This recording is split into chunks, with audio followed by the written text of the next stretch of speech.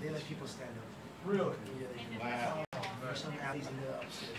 Yeah. Seated, I think it's about 7. Yeah. So when if the Boomers end up playing there, it's probably going to be like 20,000. At least 20. Probably. But there's another arena. I don't know if you're going to use it. The Philippine arena has 55. Is that 50? Wow. That's 55. Oh, man. But they don't use it. I don't know if they declare which arena they use, but that's an option. Yeah. Wow. They own the FIBA game there and the finals there too. Is it like a soccer stadium, or is it just a... It's actually a religious theater. No way. It's a religion called...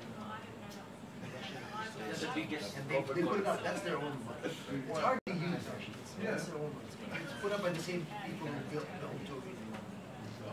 That's the biggest cover. It's the biggest indoor. Yeah. Wow, we're out. Thank you guys, appreciate it.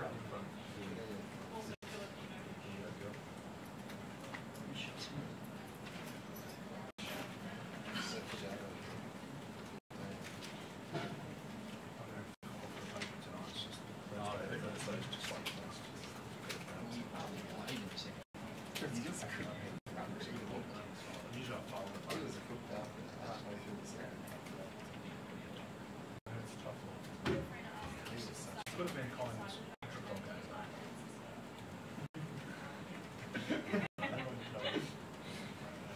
That's good. That's good.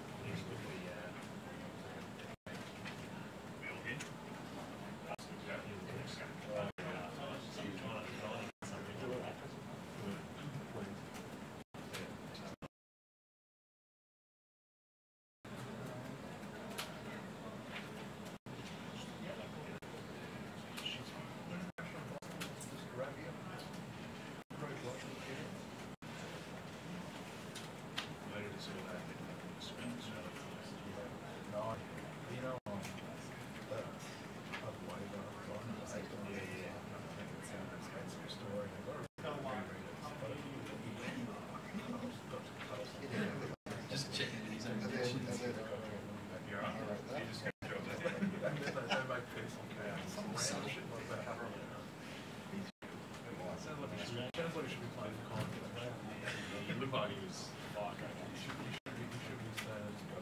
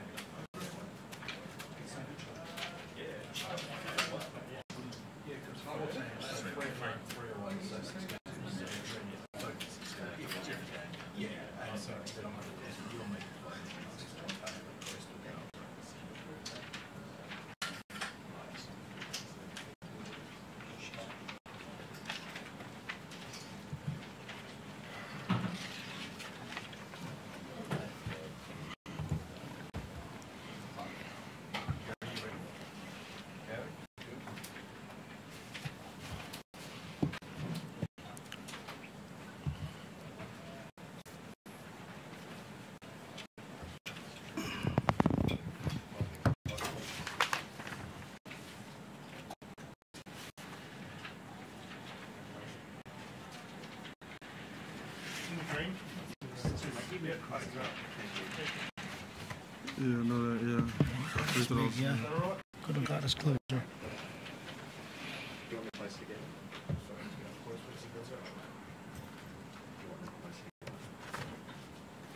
Be close to it. Thank you. Thank you. All right, thank you everyone for coming. This is the press conference for the first game of the second window of the FIBA World Cup qualifiers, Australia versus the Philippines. The Philippines are here first. We've got player Andre Blatch and coach Shot Reyes. Andre's going to make a statement first, and Shot will, and then it'll be open to media questions. I feel like we came out, had a very good start, put ourselves in a position to get a win. But you know, they came out with their veteran play and they pressed us full court, physical play. You know, we made some some rookie mistakes on out of bounds plays and not making our free throws, and they just capitalized on it. And it's the second half, they they just took off. Coach. Yeah, like Andre said, I thought we had a good start, but we came into this ball game with our eyes wide open. We had no illusions, facing a very strong, tough Australian team, which is a top 10 in the world. All we wanted to do really was to compete, and I felt we were able to do that. We competed hard. But it's hard coming to ball games when you're also thinking of the next game. Because as you all know, we have a long trip ahead of us to go back home and play Japan in 2 days. So that was in the back of my mind the whole game. So as much as we wanted to go all out for the victory, we also had to make sure that we were managing minutes, because we know that we're going to need fresh legs when we play Japan, because they're just going to be coming from Tokyo, which is, they're coming from Japan, which is just a 3-hour flight as against us. So but the good thing is we're going to be playing at home, and we really hope that we could get adrenaline from our home crowd to be able to compensate for the fatigue that this long flight is going to cause us on Sunday. But can't complain. The effort, our game could have been better, but our effort was there, and we thought that we at least accounted well for ourselves, at least to compete against this Boomer squad. Did it feel like a home crowd? Did it feel like a home crowd out there tonight? Oh, definitely. I mean, to be honest, I wasn't really surprised. I feel like we got the best fans in the world. No matter where we go, we have the same support, and so it was just. It felt very good. Coach, you talked about the sort of difference between the two sides. What do you think Philippines basketball needs to improve on most to be more competitive against Australia and other? We need to get used to playing the FIBA game, because we played the whole year. The problem with the PBA, our pro league, we play the whole year. We play 11 months out of the year. So we can't. A perfect example is China, where Andre plays. During the windows they get two weeks off, where the team is able to train as a team and they don't have to worry about home games. Our guys played. We left on a Monday. We had guys who played on Sunday night, and then we had a guy who played in the minor league. He played on Monday morning before we left for Monday. So, that's the one thing that we have to be able to improve on. Hopefully, get opportunities to play together and continue playing this type of competition. But the problem when they go back, the PBA game back home, the professional game back home is very different from the international FIBA game, which is not the case in other countries. A lot of the countries, the FIBA international game and the Pro League game is very similar. So that's our problem. So when we come in, it's very hard to, kind of erase all of the habits and the things that they do with their mother teams to play a competition like this. So, it's a work in progress. We continue to talk with among ourselves, even with the Pro League. But if you're going to ask me the one thing we need to improve on, that's it. To continue getting used to playing the FIBA game, the international game. It's very different from the game that we play back home. Andre, with backing up now against Japan, how's that going to be for you? How are you feeling after this hit out tonight? I mean, this was actually my first game since the last window we played. So it felt good to play. It felt good to be out there and playing injury-free. And like you said, we had the minute restrictions on us because we really preparing for the Japan game on Sunday. This 8-hour flight is going to take a toll on us, but with my team in China, we fly 5 hours, 6 hours three times a week. So I should be okay with this and get back to the hotel and get ready for Japan now. I'm ready to roll. So, Coach, you mentioned that you're preparing for this game tonight and being competitive, but is the goal for this window being Japan? Get that win? Yeah, that's the most important thing for us really is to focus on getting Japan, and we didn't want to overextend the guys. Obviously, if we came into the last quarter with a real chance of winning, of course we're going to go all out. But if you noticed, even when we had the going was going well in the end of the first quarter, middle of the second, I kept pulling guys out. I kept pulling Andre out and the big guy and even our point guard. So, that's because we really came into this ball game with the intent of managing the minutes. And, Blatch, Andre played 25 minutes, and that was our goal, to get him 25 minutes in this game. So we hit it right there, right on the button. Coach, you're a key player in Jason Castro. Could you comment on how the younger guys stepped up, Kevin Alas and Kiefer? Oh yeah, we knew that even, of course, it was going to be hard to play without Jason, but we knew that Kiefer and Kevin were playing very well.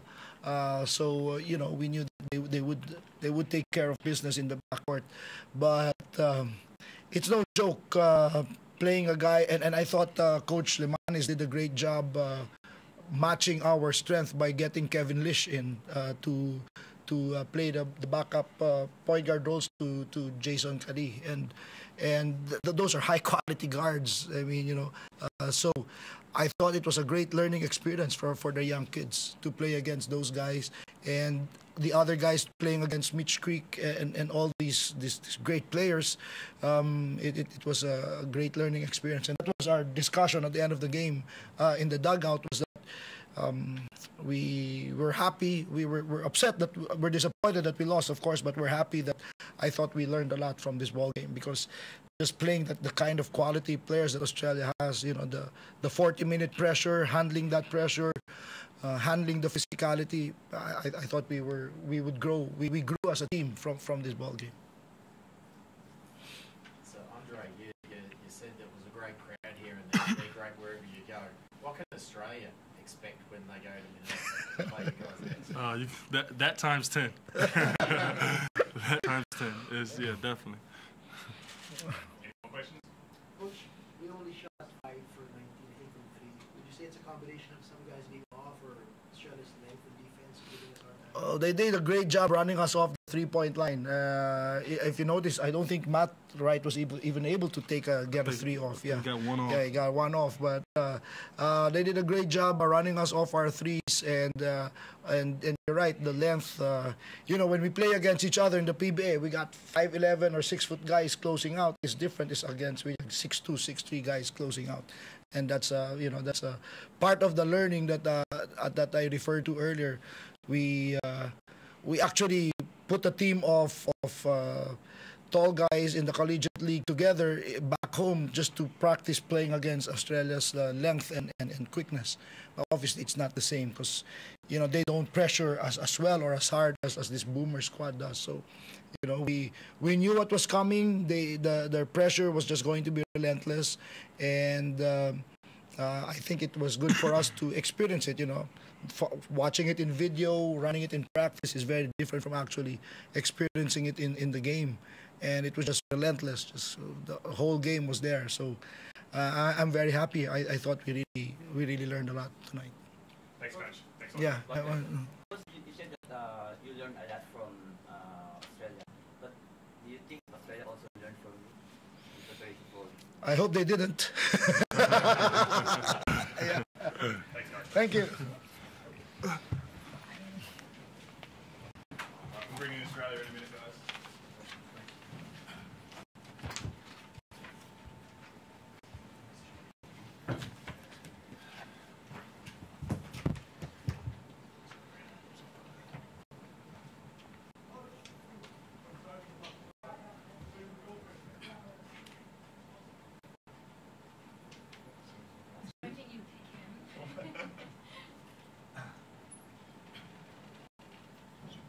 Shall I do black shit on myself?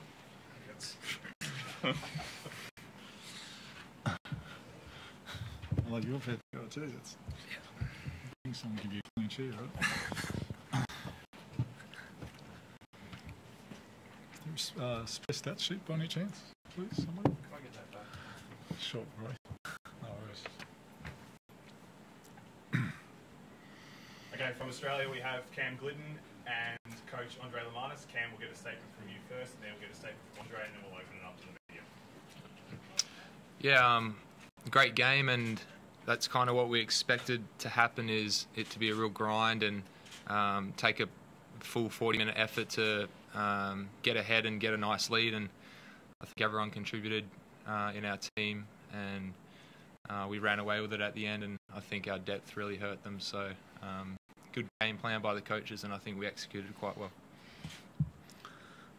Echo a lot of what Cameron already said there, that we spoke before the game about the fact that this would be it would be a tough game, and that we would need to play with a discipline and a chemistry, and be prepared to get in the grind of the thing for 40 minutes to give ourselves the best opportunity for success. And I thought what I was really pleased with was our attitude and reaction to when the Philippines got in front in that first quarter, that we didn't get stressed or panicked or go away from those things that we believed we needed to do. We weren't suddenly running around crazy. We stayed true to the game plan and the tactics, believing that it would work its way through over the course of 40 minutes, which proved to be true. And the other thing we spoke to is the fact that just our depth holds us in such good stead. And again, great example of that, different players coming in and contributing, like Mitch Norton sits for the first, whatever it is, 15, 16 minutes, and then comes in back into that second quarter and makes a couple of key plays and keeps the momentum going, played some nice defence, and everybody comes in and does their little part, so that over the course of 40 minutes we can sustain a level that we believe is hard to play against for 40 minutes. Andre, there was that one sequence, and I guess this speaks to the effort of the guys for the night. There was that one sequence where I think three guys dove on the floor and saved the play and then kicked it out for another offensive possession. What does that say about the pride these guys are playing with the Blues jersey right now? Yeah, and that's the thing that whenever I do interviews about this team, when you're going into the camp, for the first day, and I just talk to, every time you come into this environment, for me personally, it's just so inspiring to see the passion and commitment these guys have to playing for the Australian national team. The attitude's unbelievable. They're willing to sacrifice for each other, for the good of the group, for the good of the program. It's just great. It's a great environment to be around. You just enjoy it so much, and why I enjoy being involved with the national team and reflected in things like that. And I think at that stage too, where we had a pretty decent lead, but it was, you got to give your all when you play for Australia. You got to give your all for your teammates, give your all for your country, and again, I guess in reflecting that commitment and attitude, perhaps Mitch Norton's another great example, right? He was left out of the original 12 for this campaign. Goulding did his ankle on Sunday. Spoke to Mitch and said, "Look, Chris has done his ankle. We're not sure yet. He might be in. He might be out. If he's out, I want to bring you in, but I need you to stay here in Melbourne because I just played until we figure out what's going on. Are you in?" And his response was, "Hell yeah." It was not a question. It was like, "Yep, I'm in." And that's, again, just reflects the commitment, but just willingness to do what it takes for the good of the program.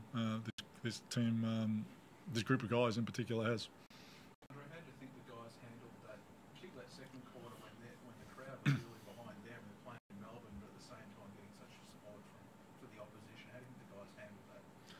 Again, I thought that was one of the most pleasing things, that with all that chaos going on, in the Philippines, up a little bit, and the crowd getting behind it, and that we did a good job of not panicking and holding out. We just held our nerve. We played Boomers basketball and stayed true to the game. At the end of the day, all you can control is, what I'm going to do on this possession and not get too fazed by anything else. And I thought that was really good, the calmness of the group. And we've got some experienced headers in this team, and that certainly shines out in situations like that. And It's certainly we spoke about the fact that in the Philippines basketball's their number one sport, that they get a great following wherever they go, and it's quite possible that we walk in the stadium and it feels like we're away. So the guys are ready for it, and it's just a great precursor to what the game's going to be like in the Philippines. I can't wait. Like, it's going to be awesome. I don't know what the size of the stadium the Philippines media might be able to tell us the size of the stadium we're playing in, but it's going to be fantastic. How many? Around 20,000. Fantastic. I look forward to it. There'll be about 8 Australians in there. There's also a 55,000 seat venue they could use. Oh, okay. Cam, what was it like that third quarter in particular, where the game's still in a running, you guys just took it away? Yeah, it mainly started on our defence. We got a lot of stops, and it fueled our offence, and getting Mitch Creek and guys like that out in transition, it's hard to stop. So when we got a couple easy buckets and we're able to set our defence back up and really lock in and get gritty with it, that's when we started to pull away. And just the rebounding effort as well was pretty big, guards included. So yeah, I think just the defence fueled the offence and allowed us to pull away a little bit. Nice to get a few shots away for yourself as well since that third quarter there. You probably had 2 or 3. Yeah, it was good. I mean, I had a few looks in the first half which I didn't make, but they felt good. So just thought to be aggressive and take the right shots within the system, and I was happy they went down. Was it hard to stay composed with the crowd being like you're getting booed on your home court, burning gold jersey? Was it hard to sort of realise you hit? It didn't feel like we were here, yeah, to be honest, but it makes it funner, that kind of atmosphere, and packed out, whether it's cheering for them or cheering for us, it was just fun to play in that, and our huddles had to be tight, talking and finding solutions, and I think we did well with the atmosphere. Yep. I think one other thing is, like, crowds bring energy, and whichever side you are, you can feed off that energy. It's like when you go to Perth Arena, like people talk about, it's a hard place to go play. I love going to play there because it's always going to be full. There's going to be good atmosphere, and it's easy to get up for the games. Like, it's good fun. Nathan Sobey sat for a fair bit until the fourth quarter, third quarter. Was he hurt at all? Was there a restriction? No, it's just the way the game works out. And again, and we spoke about that before the game as well. We got 12 great players who can all come in and play, and at the end of the day, someone sits, and it's just the way that played out. Doesn't mean we'll play it that way on Sunday, but again, it's our depth that enables us to sustain a level. Andre, before the game, you said that it's going to be height versus speed, but you matched the speed of the Gilas, the Philippine team. Any comments on that? Well, I guess the reality is we had never played them before in my time, and so when you watch them on tape, it's sometimes hard to get like they obviously play an up-tempo style of basketball. They're good, they move the ball, they penetrate, and it's hard to gauge their athleticism versus our athleticism until we start playing. We have good athletes, but I thought one of the things that prevailed over the course of the game perhaps was that we were able to wear them down with our full court defence and get after them and make them handle. And we denied Andre Blatch the ball, so he had to work to get it. And so over the course of the game, we were able to, again, with all our subbing, maintain a level that wore on them, which perhaps prevented them from being able to run quite as much as they normally run. Andre, any key learnings from today's game that you think you're really used for future FIBA qualifiers? Yeah, certainly some of the strategic stuff around how we play the Philippines. There's some good stuff in that. There's always learnings in every game. How we got the game back into our tempo and under control. It's again, we'll bank that for next time. But all games, every game is fresh and new, and everyone makes adjustments, and they'll make adjustments, and we'll make adjustments, and you play each game on its merits. Half the team are on the eve of their NBL club's playoffs. Will that play any bearing on terms of minutes coming into the Chinese Taipei? No. I mean, again, these guys are here and committed to this program, and we need to come out and play well. The reality is, I think, because of our depth, that we play everybody kind of anyway. Like, what was the highest minutes tonight? 25, I'm seeing there, from Jason Kadee. And then there's 23s, 23. Like, there's no one carrying 35 minutes. Like, I don't think that's a big thing. And if anything, I know if I was coaching one of those teams, I'd actually want my guys to be playing. I think there's a little bit of an advantage. Like, there's teams sitting at home that that won't play for 2 weeks and then you're going into the playoffs. Like, personally, I don't like sitting for that long. I'd be trying to schedule a game or do something and get something anyway. So to have some players playing in a game that means something in international basketball at a high standard, I think is actually advantageous for those players in particular. Cam, how do you think the guys will take the change of situation come Sunday, where potentially the crowd may not be as crazy, where it may be a completely different situation? Yeah, we'll be fine. We just got to take care of business. Some of the Asia Cup crowds over in Lebanon weren't, as loud as tonight. So just take care of business, and we've played them twice now, so it'll be more of a grind. We know each other a bit better, so we'll be looking forward to it. Andre, what can you say about Mitch Creek? Another strong game tonight. He's been thriving all the way back to the Lebanon campaign as well. What do you say about the way he's taking on the challenge of playing for the Boomers? It's impressive, isn't it? Like, what he has to offer, the skill set he has, it's tough for anybody to match up on. You see that in the NBL, just with his physical presence, like, height and width, his pace, his ability to handle the ball, get to the rim, play off 2 feet, make good decisions, sit down, defend. Like, he brings a skill set that is kind of unique and difficult to replace, and it's effective at the end of the day. And he always plays his heart out, as all the guys do, but he comes with a good spirit, plays his heart out. He's the first one to put his hand up when he needs a sub, because that's what's best for the team. Like, he's absolutely committed to it, and it's nice having him on your side as opposed to coaching against him. Andre, you might not know this, but how come you watched Mitch at 24 tonight instead of 55 like I think you had previously? I don't know. Sorry, mate. No, just one of random. I don't know, yeah. Thanks, Andre. Thanks, guys. That's yours, Roy.